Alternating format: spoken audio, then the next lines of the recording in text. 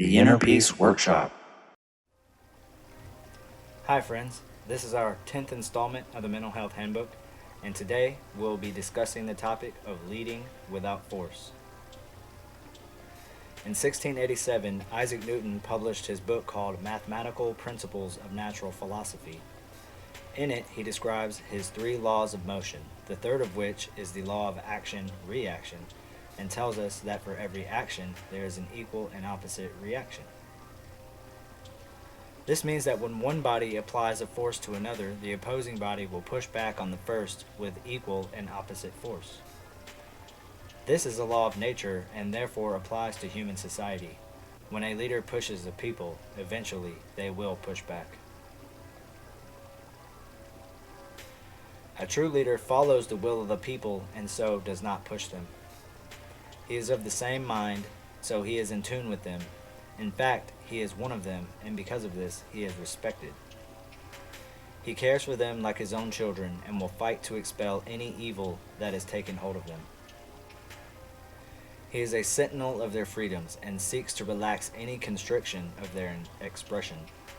He is a champion of equality and fairness. He encourages transparency and truth. He replaces fear with curiosity, all of which allows the citizenry to act in such a way as they deem worthy. When the leader shows love and affection for the people, they will mirror this behavior and act in the common interest of the nation, thus raising everyone up. They will fight to protect this way of life to ensure their children may prosper in it as they have. Ideas of good people are the crops that flourish in the fertile soils plowed by good leaders. A good leader will not hesitate to sacrifice himself for the good of his people. Jesus sacrificed himself so that we may be like him. God created us not to be a slave to the world, but to overcome it as he did. He loves us and lets us decide for ourselves, a true leader. His will is that all of us return to his eternal kingdom of love and light. Through him is the only way back. It is as simple as asking for him to guide us, as in Matthew 7:7 states, "Ask and it will be given to you. Seek and you will find. Knock and the door will be opened to you." He sets us up for success by making us in his image, complete with the spark of life, a spark that longs for freedom and to flow in the natural alignment. So when a people is oppressed through poverty, starvation, and usurpation of basic dignities and rights, history shows us that the people rise up and throw off the oppressor.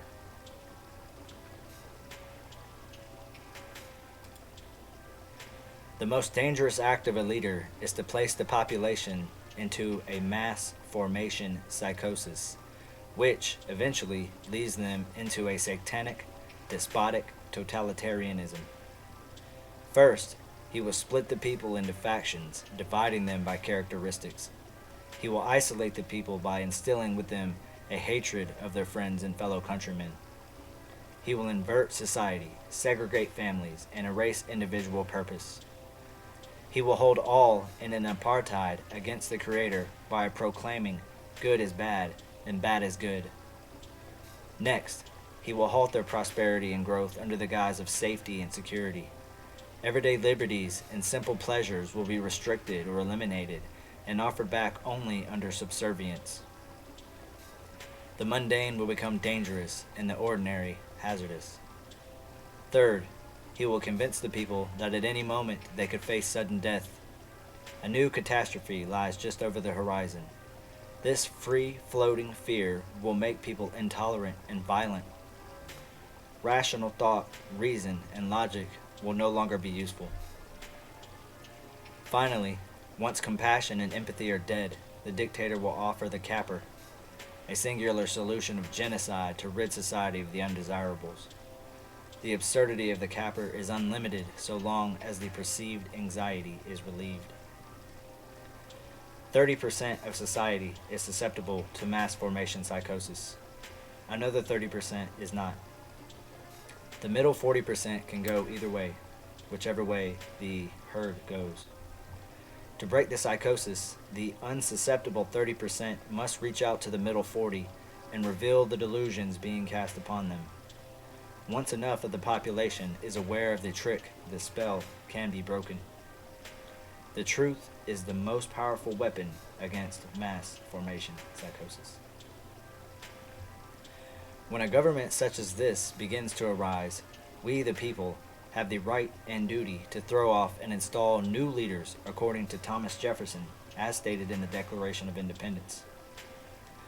I quote, "We hold these truths to be self-evident, that all men are created equal, that they are endowed by their Creator with certain unalienable rights, that among these are life, liberty, and the pursuit of happiness, that to secure these rights, governments are instituted among men, deriving their just powers from the consent of the governed, that whenever any form of government becomes destructive of these ends, it is the right of the people to alter or to abolish it, and to institute new government, laying its foundation on such principles and organizing its powers in such form as to them shall seem most likely to affect their safety and happiness. Prudence indeed will dictate that governments long established should not be changed for light and transient causes, and accordingly all experience hath shown that mankind are more disposed to suffer, while evils are sufferable, than to right themselves by abolishing the forms to which they are accustomed. But when a long train of abuses and usurpations, pursuing invariably the same object, evinces a design to reduce them under absolute despotism, it is their right, it is their duty to throw off such government and to provide new guards for their future security. This year, 2022, is the year that we throw off the tyrants and we reestablish our government under the rights of we the people. Now, let's see what Lao Tzu has to say about leading without force.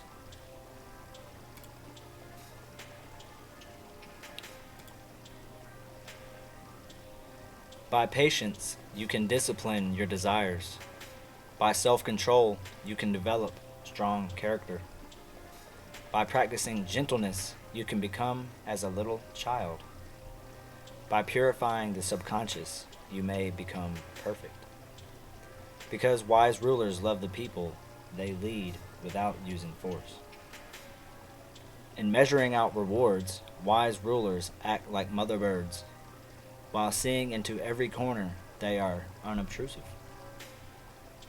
While protecting the people, they do not control them. They are motherly and fatherly, but not domineering.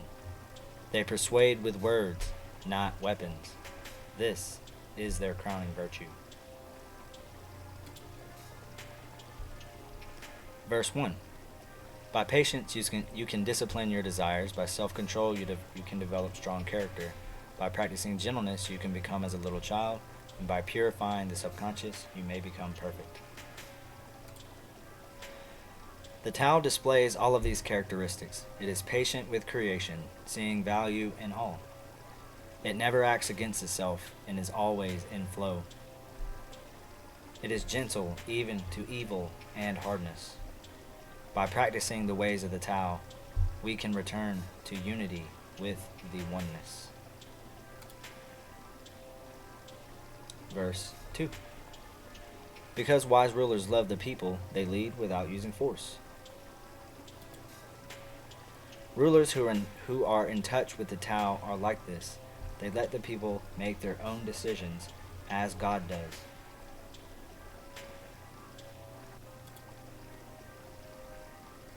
Verse 3. In measuring out rewards, rulers act like mother birds. While seeing into every corner, they are unobtrusive.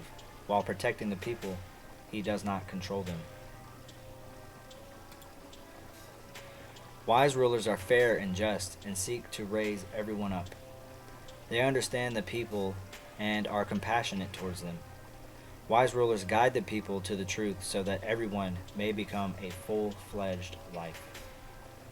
They do not restrict freedoms, as this will cause a resentment to take root.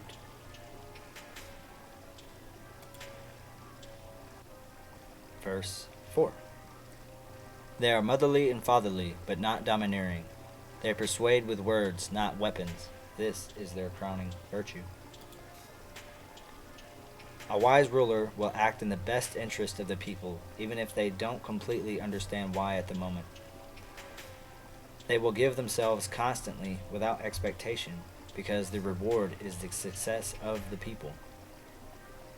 A leader of the highest virtue is one who touches the hearts and the minds of his people.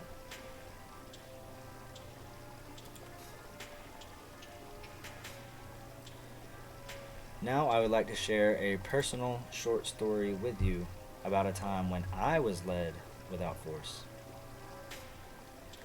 So when I was in my early 20s, I met a girl, and we began our relationship a short time after we met. I thought we were good for each other, but everyone around me could see that she was toxic and was just using me. They all tried to get along with her because of me, and the longer the relationship lasted, the more apparent the use and abuse became.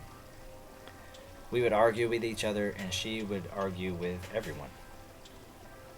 Still, I would smooth things over and patch things up. Eventually, after nearly 6 years, it all came crashing down. While that time, I saw her for what she was, a narcissist. She only pretended to care so she could manipulate me. My loved ones only tried to show me the truth, and they did not try to force me to separate from her, and they offered no ultimatums.